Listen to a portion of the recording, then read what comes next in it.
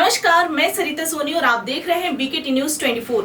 खबरों को विस्तार से जानने के लिए आइए चलते हैं खबरों की ओर।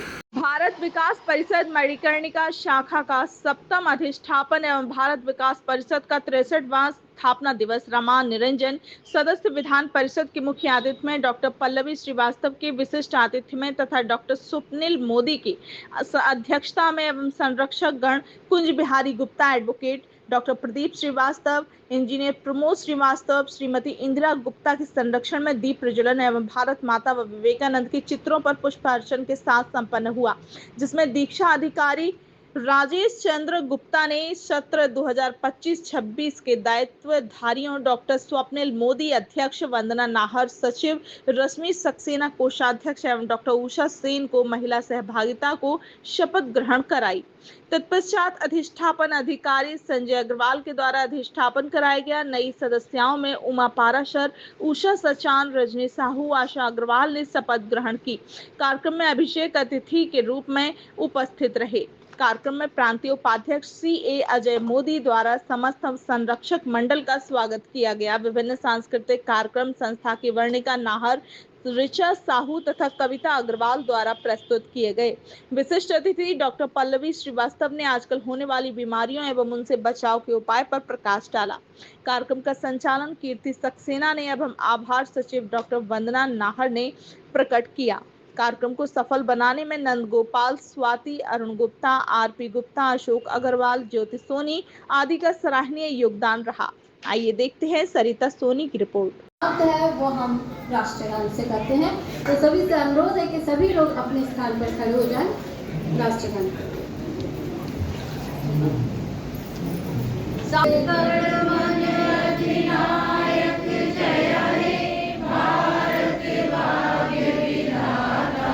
संस्कृति बनती है।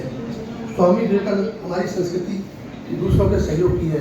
हम कहते हैं आत्मवत् सर्वभूतेषु सर्वभूतेषु हितरता, सर्वभूतानि हितरता, तो सारे प्राणी मात्र हमारे अपने हैं और हमें इनके लिए प्रयास करना है। स्वामी विवेकानंद से किसी ने पूछा अमेरिका में कि स्वामी जी आपने भारतीय संस्कृति के बारे में बहुत कुछ कहा, ये भारतीय संस्कृति है क्या? तो स्वामी जी ने कहा देखो भाई, स्वयं कमाना और स्वयं खाना है प्रकृति। हर व्यक्ति करता है, स्वयं कमाता है, अर्जित करता है और अपने पर खर्च करता है। तो स्वयं कमाना और स्वयं खाना है प्रकृति। स्वयं न कमाकर दूसरों से छीन कर खाना है विकृति। और जो स्वयं कमाकर दूसरों को खिलाए वो है संस्कृति। तो ये संस्कृति हमारी भारतीय संस्कृति है जो भारत विकास परिषद की कल्पना है। और इसके बाद फिर आता है सेवा। सेवा नहीं दूसरों के प्रति परोपकार, परंतु अहंकार की भावना से रहित हमने सेवा की है। तो सेवा कराने वाले ने हम पर उपकार किया है और दूसरों के प्रति उपकार करना ये सेवा है और यही बहुत बड़ा पुण्य भी है। महर्षि वेद व्यास के शिष्य वैशंपायन से एक विद्वानों की सभा में किसी ने पूछा कि वैशंपायन जी आपके गुरु महर्षि ने जो वेद व्यास जी ने इतना ग्रंथ लिखे, लाखों श्लोक लिखे, 18 पुराण लिखे, इन सब की रचना करके व्यास जी ने संदेश समाज को क्या दिया?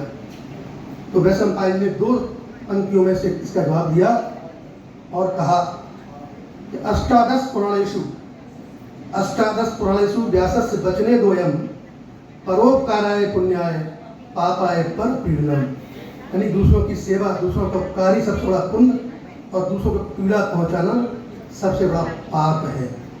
भारत विकास परिषद ने भी अपने कार्यक्रमों से, अपने प्रकल्पों के माध्यम से यही प्रयास किया है कि जो हमारे समाज के पिछड़े वंचित बंधु हैं उनकी सेवा करके उन्हें आगे लाया जाए। और समर्पण जो आखिरी सूत्र है, समर्पण का अर्थ है समाज से विलीन हो जाना, समाज से एकाकार होना। राष्ट्र कवि नथीशा गुप्त कहते थे, निज हेतु बरसता नहीं व्योम से पानी, निज हेतु बरसता नहीं व्योम से पानी, हम हों समष्टि के लिए व्यष्टि बलिदानी। यानी समाज के लिए व्यक्ति का बलिदान कर सके, यही समर्पण है और यही समर्पण की कल्पना भारत विकास परिषद ने की है।